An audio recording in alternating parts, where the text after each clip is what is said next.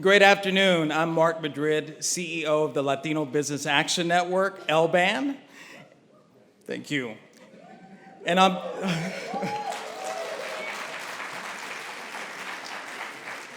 it is a wonderful day, isn't it? Talking about U.S. Latino and Latina entrepreneurship. And on behalf of the LBAN board and team, we welcome you to the 5th Annual State of Latino Entrepreneurship Research Forum.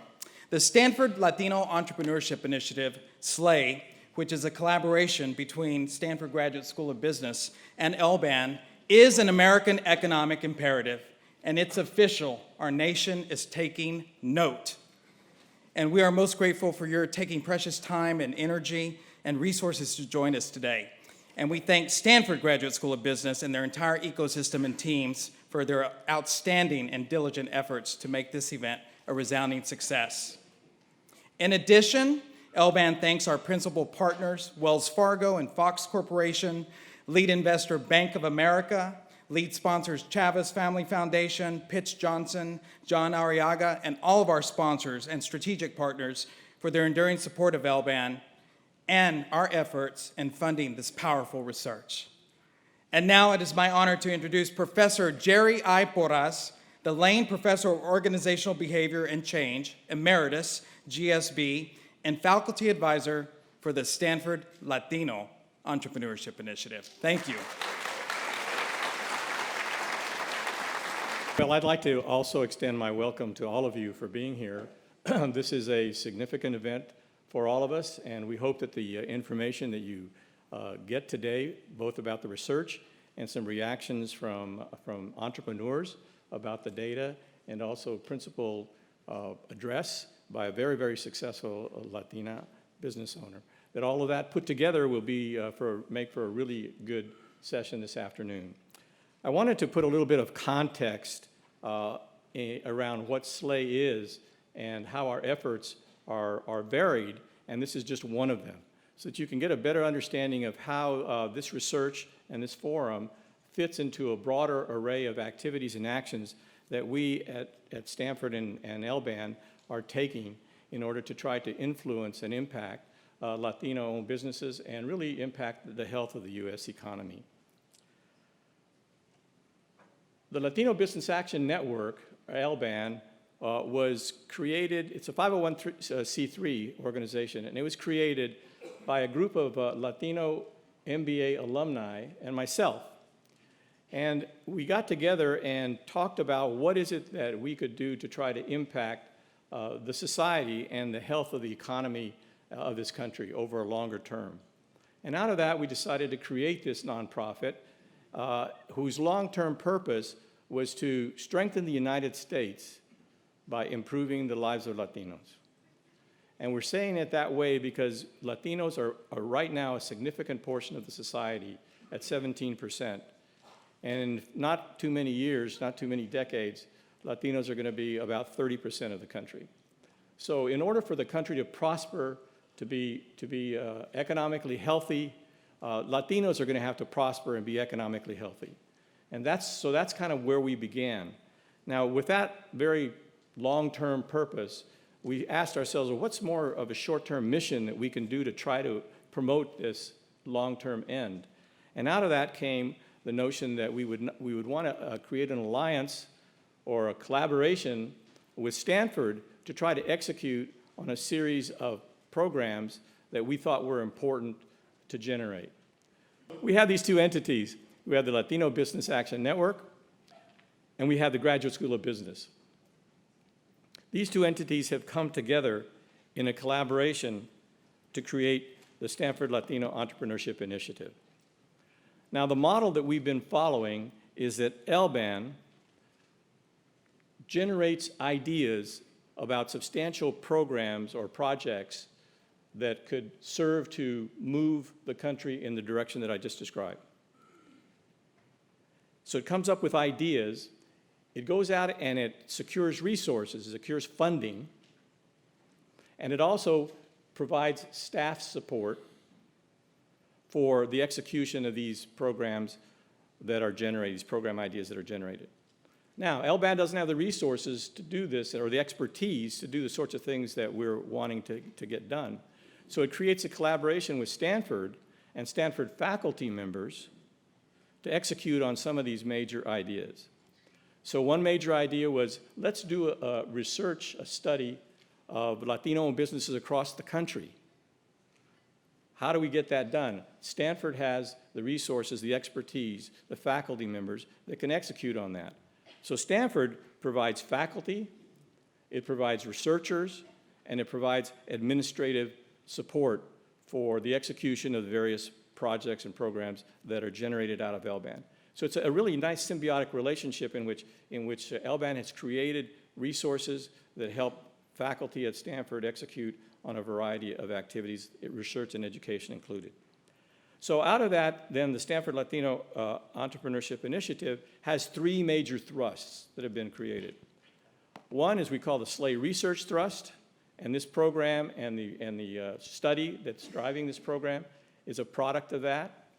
We have SLAY Education and we have SLAY Ecosystem, and I'll just say a couple of things about each one of those. So in the SLAY research area, we do the national research study of around 5,000 Latino-owned businesses, and we write reports on them. We've created a massive database of Latino-owned businesses. We do spotlight types of researches that focus on very specific arenas, and we do those often in collaboration with outside entities, like we have one study that was done with the Federal Reserve Bank of New York. And so these are more focused and not as wide-ranging as the national survey. We track the alumni from the SLAY education program to find out how are they performing after they've entered and passed through the program. We want to know, are they being successful in the way they want to be successful, and why or why not? So we're tracking that information. And finally, we created a group of faculty members, academics and researchers from across the country. That we coalesced them into a group 3 years ago, and we got them talking about Latino research, because the research on Latino entrepreneurship is really limited. And we wanted to try to promote that on a national level, and the way that you do that is you get faculty across the country interested in doing it. So we got a group of faculty together, and after 2 years of conversations, we created a book of readings, which is going to come out in April. And there was a flyer at the desk in the front. If you didn't see it, grab it on your way out. So this is a book of readings. It was generated out of this pulling together of faculty and other academics from across the country. It's an exciting project. We expect that we'll probably repeat that cycle along different themes in the future. But it's hopefully trying to build a nucleus of people interested in doing research on Latinos. The second part of our effort is the SLAY education program. This is a program that's focused on helping companies to scale. What we're trying to target is companies that want to be really big, because we think the really big companies are the ones that can really influence the society, the economy of the society, the social structure of the society, and so on. So a lot of change can happen if there are a significant number of very large Latino-owned businesses. And so we're talking about billion-dollar businesses and plus. And that's what we're trying to promote and motivate through this scaling program, is the creation and the growth of companies so that they'll reach those levels and begin to influence the economy and the country as a whole. This will bring more wealth into the Latino communities, provide more jobs for more people. Some of them will be Latinos, and in a really strong, positive way, contribute to the health of the economy of this country. So this program is an online program. It's a hybrid program, 2 days at Stanford, 6 weeks online, and then a day back at Stanford. We run 2 cohorts a year, approximately 75 to 80 per cohort. I think we have a substantial number of people who have completed that program. Maybe you can just raise your hands to let everybody know that you are part of it. Welcome.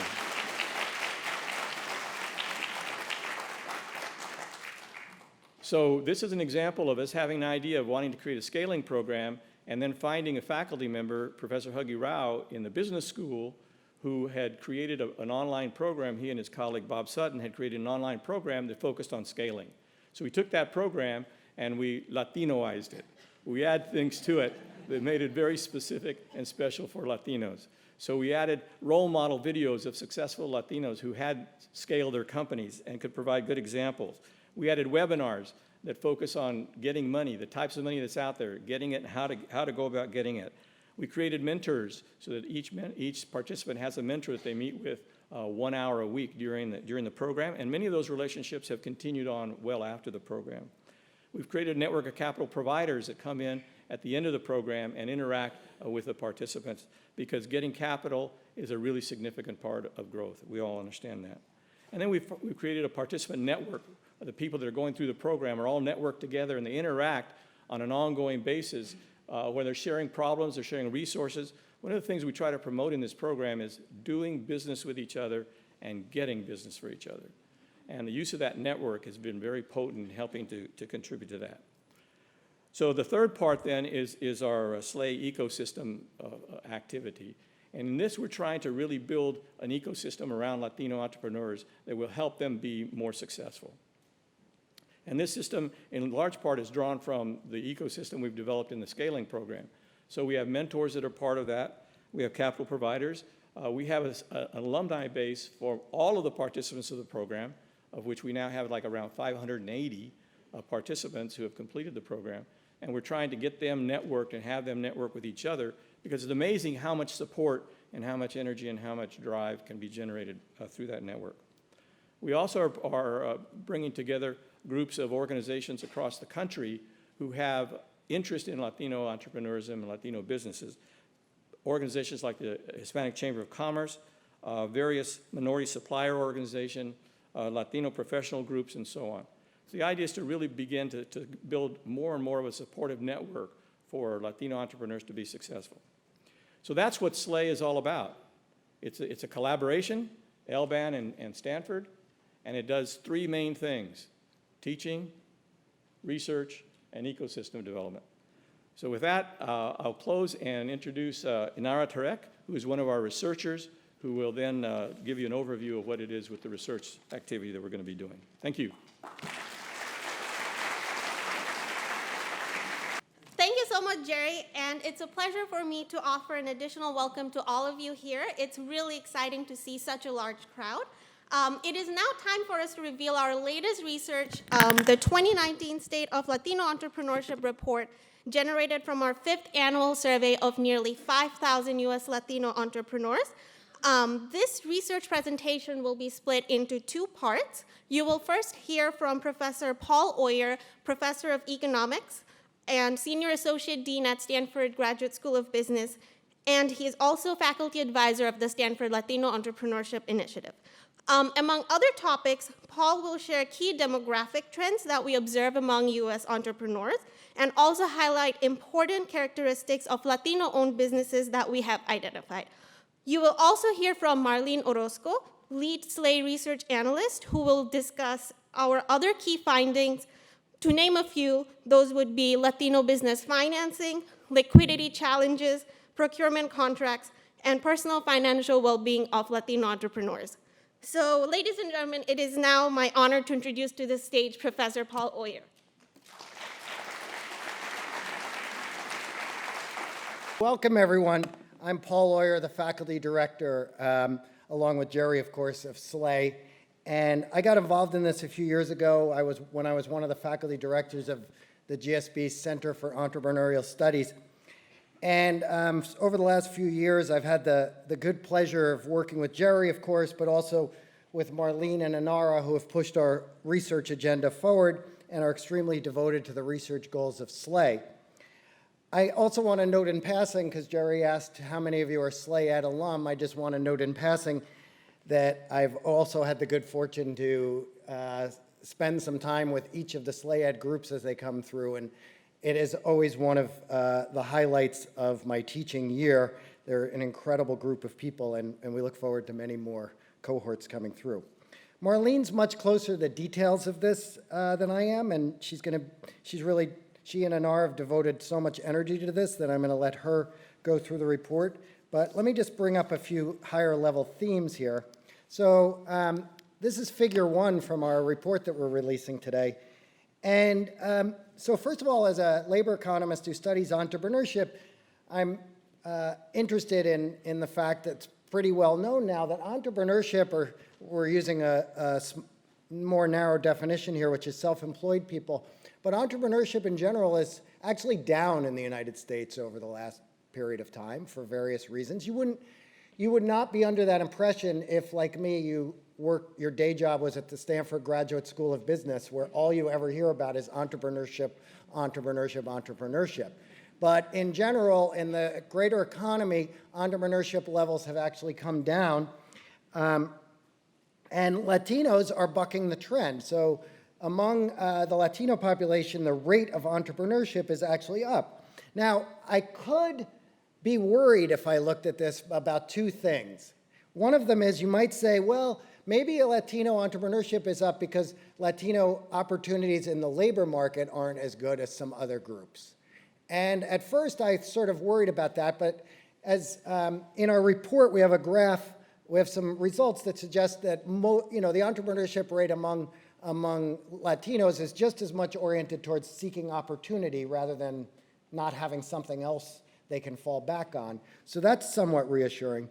But the other thing I would note, and this is not just the Latino group, but again, don't let the fact that you're at the Stanford Business School color what you think of here. Most of these businesses for Latinos especially, but for all groups, are not Silicon Valley, things that are going to become unicorns. They're mostly small groups, often companies, often with no employees, and that's what you should be thinking of. And that's fine, but what SLAE is focused on isn't making every Latino entrepreneur a huge success. It's making the share of those entrepreneurs within Latino community that really want to grow, make that more representative of the overall entrepreneurship out there. Okay, so that's how we think about it. And you're going to see some examples of that during the panel and throughout the day. So there are certainly some optimistic signs on the horizon. Just this graph just takes you to another data set that basically says the same thing in a different way, and that is Latinos are moving into entrepreneurship at a faster clip than any other demographic group we analyzed. And so entrepreneurial entry is very high in this particular group. This is another figure from our report which shows that while scale is not that high among these businesses, growth is the norm among Latino-oriented businesses, especially in certain subsets. So those firms that have sort of already grown to have some scale and employees, those are growing even faster, but just in general, most firms are growing their business, and that's good to see, although they're not reaching scale maybe as quickly as we'd like. And that's the last graph I'll highlight. This comes not from this current research report, but a supplementary one we put out last year on the entrepreneurship gap between Latinos and other groups. And I love this funnel we created because it gets at the challenge of scaling for Latinos on the left-hand side relative to other entrepreneurs on the other side. So relative to other populations, Latino entrepreneurs are less likely to break through from self-employment to an enterprise with employees, and they're also less likely then to move from that level to a scaled business of $1 million or something like that and higher. So as we focus on in this report and some of our prior reports, a lot of that distinction is driven by access to capital. Okay, and we've already there's a very nice Bloomberg article that already came out today studying our new report, in which and the headline I think is fantastic. We should have thought of this and put it in our report ourselves. The headline is "Latinos are building businesses, but they don't get much credit." And so that's kind of a theme we come back to within our report, and that you'll hear more about from Marlene, and I'd be curious to hear what the panelists have to say as well. So SLAE Ed and SLAE Research, that's our goal, as Jerry said, is to try to change that, and we hope we're making some contributions along the lines. I'm certainly looking forward to what our panel has to say about this and other challenges faced by the population we're describing here. But before we get to the panel, let me introduce Maureen Orozco, who will dig a bit more into detail about our report.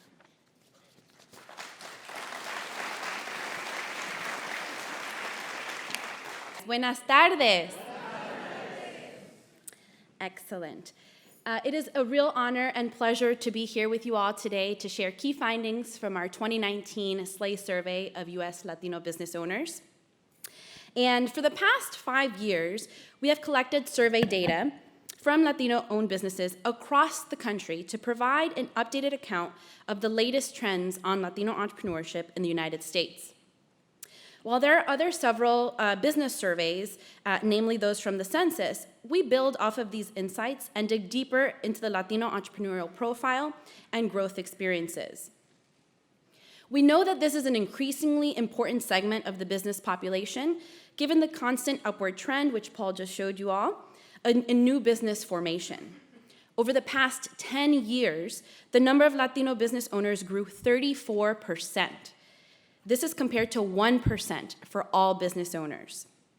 What's more, even with unemployment rates at a 50-year low of 3.7%, it's 4.2% for Latinos, business ownership continues to be an important part of the labor market experience for Latinos. And as you may know, I see several faces in this audience today. We've been at this for a while now.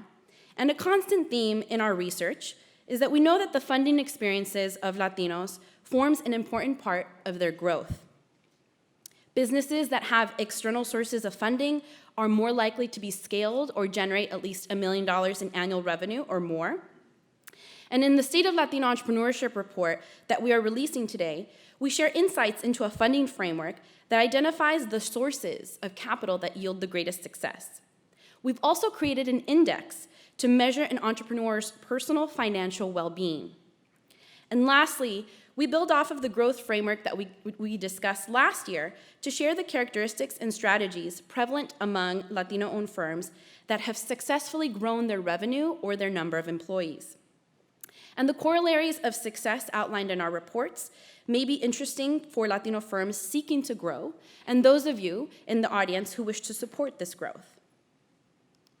And in what follows, I'll be presenting key findings based on the analysis of the 2019 SLAY survey of U.S. Latino business owners. So we'll start by reviewing a few key findings. And I'm glad I can navigate this. It looks like my Apple TV control. So first, we have historically collected detailed data on the types of funding Latino business owners access. This year, we add a new dimension to our analysis. For each type of financing sought, we analyzed the relationship between the amount of funding requested and the success rate in acquiring it. And we find that business size matters, and it makes a significant difference in the type of funding that is sought or successfully secured by Latino-owned companies.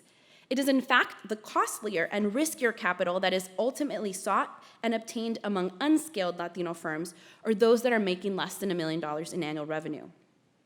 Related to business finances, we also find that Latino-owned skilled firms and firms with sustained revenue growth tend to have higher liquidity, but having employees on payroll correlates with liquidity challenges. Last year, we shared a growth framework with procurement contracts making the top of the list. This year, we dig deeper into contract opportunities and find that government is outsizing corporations on average contracts among Latinos by a factor of 2 to 1. Next, we consider the importance of place-based policies and find that while opportunity zones incentivize the economic development of low to moderate income communities, many Latino entrepreneurs are simply unaware of this policy. And if we consider where opportunity zones have been designated, we find that Latino-owned businesses located in these zones actually have higher revenue growth. Lastly, we advance a personal financial well-being index based on average income, home ownership, and health insurance coverage. We find that Latino business owners experience lower personal financial well-being than other U.S. entrepreneurs. However, Latino entrepreneurs are catching up. Their financial well-being has grown faster than that of other entrepreneurs over the past 9 years. And compared to Latino wage workers, Latino entrepreneurs earn more and are more likely to be homeowners, but we do find that they lag significantly behind in health insurance coverage. So I'll detail all of these key findings one by one in what follows, and we'll start with a detailed look at capital through a funding framework. Our national survey of over 5,000 Latino-owned businesses has historically considered a number of capital sources, including institutions such as banks and government loans, and other types of debt like credit cards and a variety of equity sources, VC, angel, private equity. For each type of capital that was sought in a 12-month period, we consider the amount of financing requested, and we've simplified it here into two groups: a low amount, which is less than $100,000, and a high amount, over $100,000. Among those who applied for financing of any type, we add another level of categorization: the amount approved. Having none or some of the funding approved is what we deem the low category, and having most or all of that funding approved is the high category. We then took these categories and created a 2x2 table. We wouldn't be at a business school if we didn't create one, and so we advanced this funding framework. And this funding framework applies to all of the financing types in our survey. So if we start with the lower right-hand quadrant, quadrant number 4, it combines the high amount of financing requested with the high amount approved. And we name this group as having their large needs met. If we consider a low amount requested, less than $100,000, and having most or all of that request filled, we call this group the small needs met. And you can see that the other two groups have their needs unmet.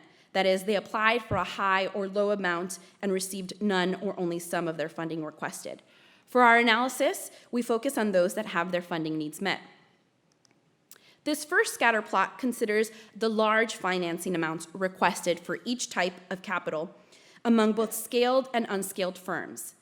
The x-axis indicates the total percent of firms that applied for that particular funding, and the y-axis shows what percent of firms that applied had their funding needs met.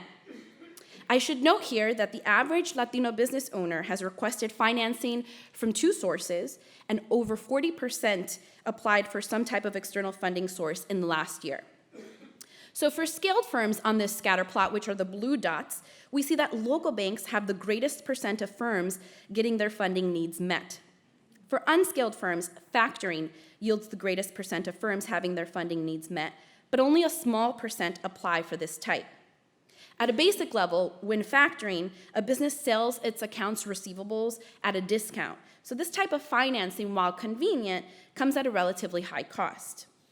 And on the whole, we tend to see that unskilled firms are resorting to financing that comes at a greater personal cost to the owner and the business, such as relying on personal credit cards or factoring. This next scatter plot considers financing of any size, and here we similarly see that, not surprisingly, scale of the company correlates with funding success. Most of the blue dots, again, those are the scaled, are at 50% or higher for the percent of firms that had their funding needs met by that type of source. What is surprising, however, is that when we consider all types of funding sought and successfully received, neither having revenue growth in the past year nor profitability shows strong correlations with whether or not a business was successful in securing financing. Ultimately, it's business size or scale that matters, and funders may be considering other characteristics beyond revenue growth or profitability, which are really signals of potential and small business track record when they're lending or investing. Certainly, future studies should consider the perspective and the practices from the capital provider side to provide more insight. We now turn to another key finding related to business finances.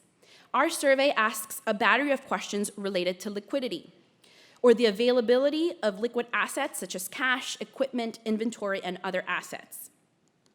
Here, you can see the distribution of Latino-owned businesses by months that the business could operate with available cash.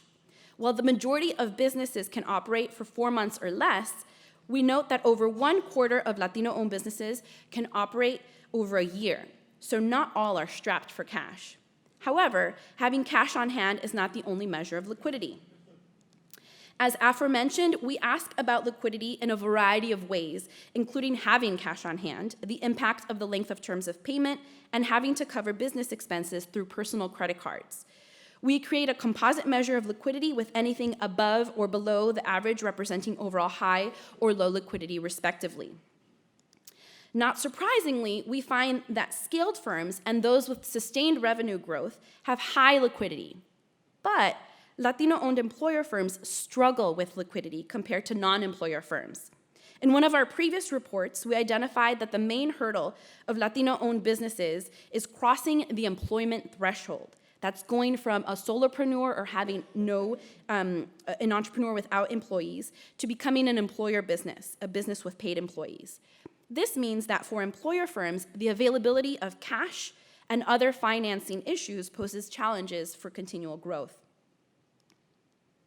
We move now to strategies and opportunities that are positively correlated to scale.